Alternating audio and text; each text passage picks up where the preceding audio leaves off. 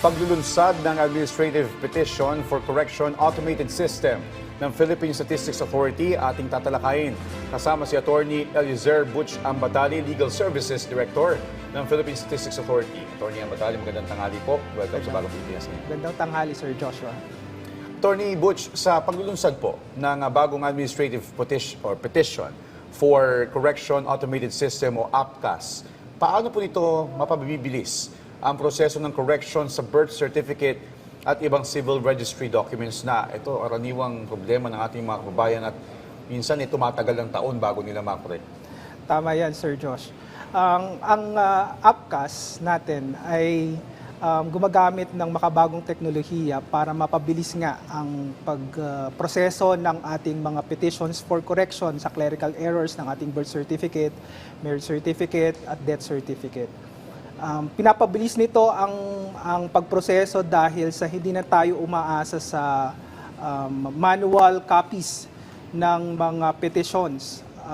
Ito pa ay itinatransmit via courier o kung minsan kapag hindi inaabot ng mga registered couriers natin, ito ay pinatransmit via snail mail sa ating mga koreo na nagtatagal yung pagtatransmit. Yun pa lang ay mas mapapabilis na yung pag-transmit ng petitions galing sa ating mga local civil registry offices patungo sa legal service ng PSA. Okay.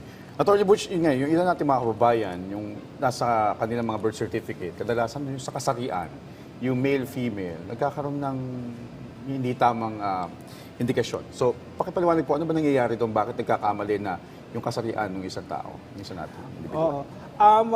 Sir Joshua, minsan kasi yung mga form natin ay itinitik lang yung boxes, okay, ng kasarian. Siguro dahil sa pagmamadali, nagkakaroon ng maling pagkakatik ng kasarian. So instead na supposedly male sana siya, natitik nila yung female. O kaya mali din yung naisusulat ng attendant, no? Okay. Kasi yung bagong panganak dahil siguro sa meron pa siyang anesthesia or something like that. Nagkakaroon ng kalituhan during the time ng preparation ng birth certificate. Okay. Well, Attorney Butch, mababawasan din umano ng hanggang 80% ang processing time ng correction petitions. Gaano po ba katagal dati ang proseso at gaano na lamang ito kabilis sa ngayon sa ilalim ng APCAS? Oo.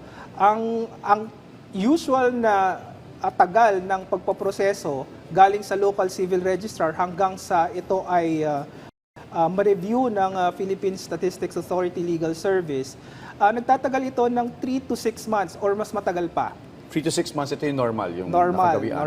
Ang 3 months ay may kabilisan na ito considering na itatransmit nga yung manual copy ng petition sa legal service.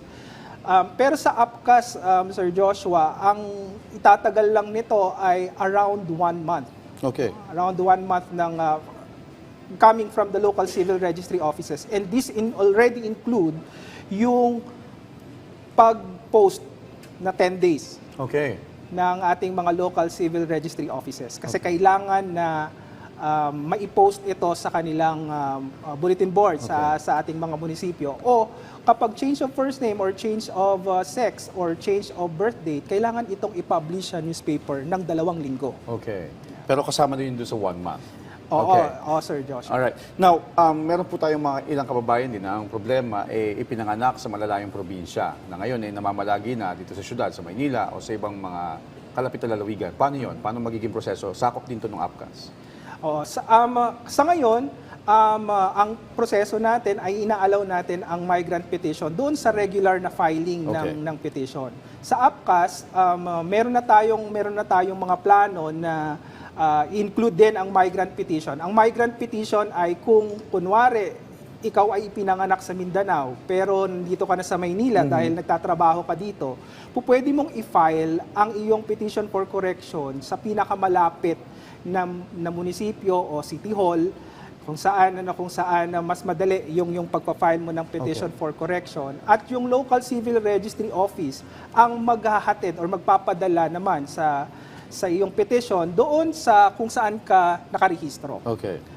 Ito yung migrant petition na tinatawag natin. Sa APCAS, sa ngayon, hindi pa included sa current na development ng APCAS, pero sa susunod na phase ng APCAS, i-include na natin ang migrant petition para mas mapadali ang pagproseso ng mga nag-migrate na sa ibang lugar na mga kababayan natin. And for sure, mas bibilis yung proseso niyan.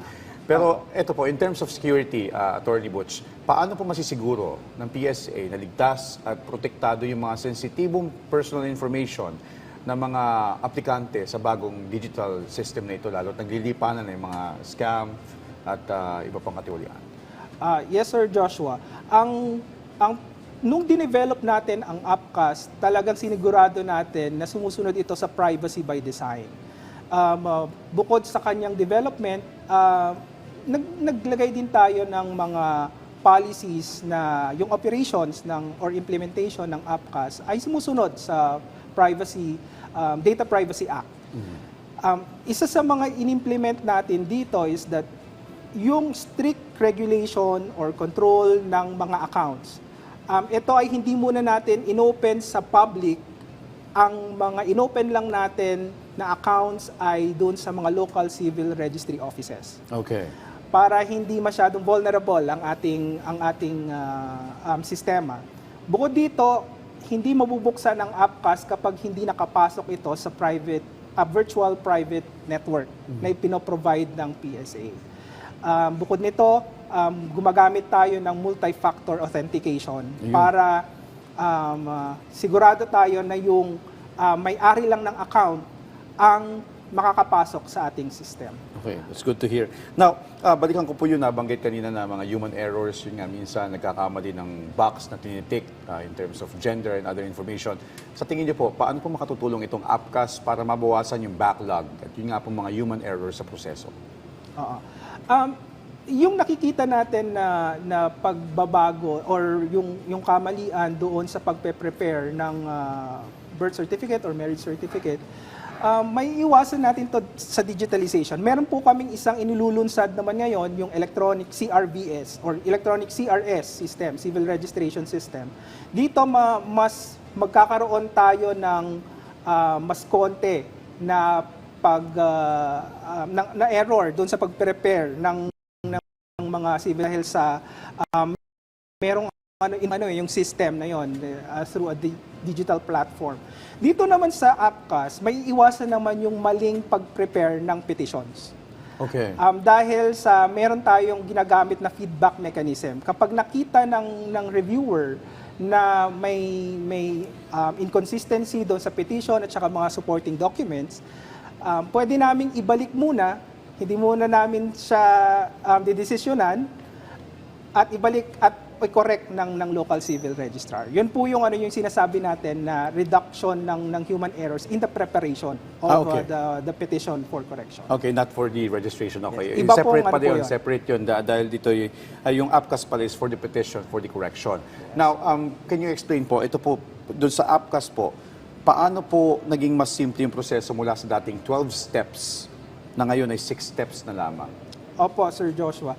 Ang 12 steps na sinasabi natin would rely or depend on the manual processes kasi. So, ibig sabihin, yung pag-transmit ng papel, hard copy, patungo sa legal service ay nag-i-entail ito ng mga administrative procedures para masigurado natin na yung controls ng documents ay nandun. So, unang-una, meron kaming step na itatransmit mo sa PSA galing sa local civil registry office yung mailing.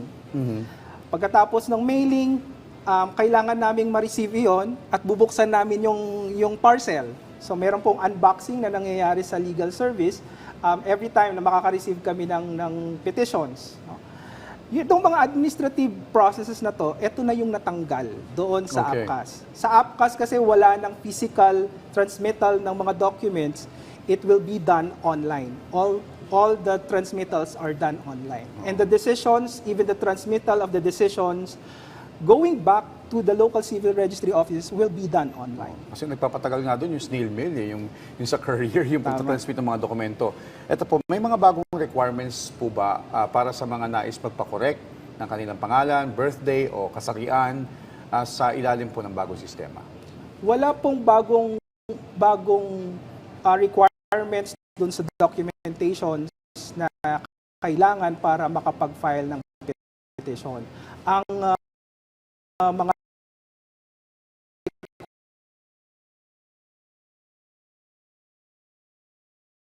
requirements,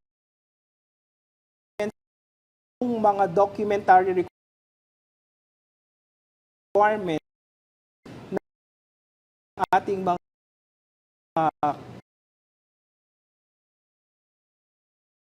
kababayan, yung kailangan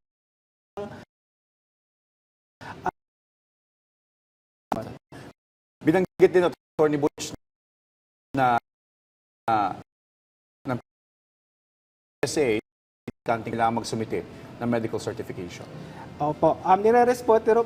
Nirerespeto po ng PSA ang dignidad ng tunay na kasarian ng ating mga kababayan at kung may mali doon sa kanilang birth certificate, ito ay ang APCAS or even the RA preserves that dignity. No?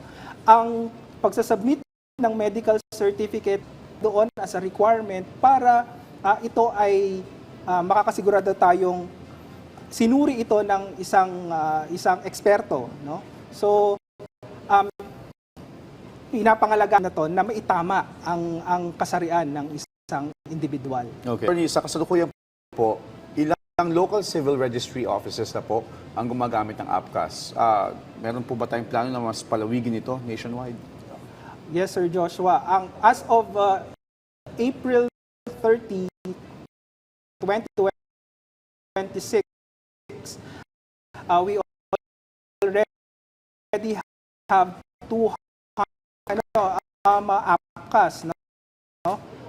As of, meron na tayong na-onboard na 225, including yung lahat ng mga local civil registrars ng Metro Manila. At ito ang inaasahan natin na makakapagpababa ng manual processing sa ating sa buong Pilipinas dahil mostly ang mga natatanggap nating mga petitions ay galing sa Metro Manila, Okay. Sir Joshua. So nasa 225 petitions. Tama po? Local city civil local registrar. city registrar. Yeah, yes. Alright. Well, on that note, mensahe niyo po sa ating mga kababayan na nakatutok sa ating Attorney Butch.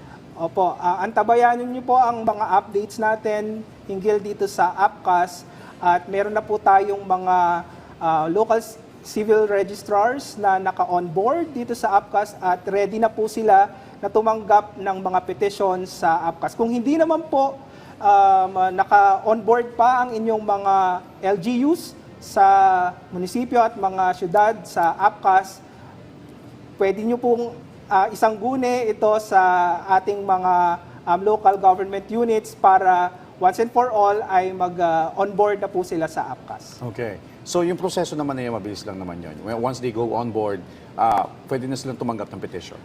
Opo, itinitrain po natin ang mga local Okay. civil registrar's office natin at may onboarding process siya. Pero madali lang naman po. Pagkatapos po ng account creation, they are ready to use the APCAS Okay, already. so user-friendly naman pala. Well, on that note, maraming salamat po sa inyong oras at sa impormasyon. Attorney Eliezer Butch, ang Batali Legal Services Director ng Philippine Statistics Authority. Thank you, Attorney Butch. Thank you, Sir Joshua.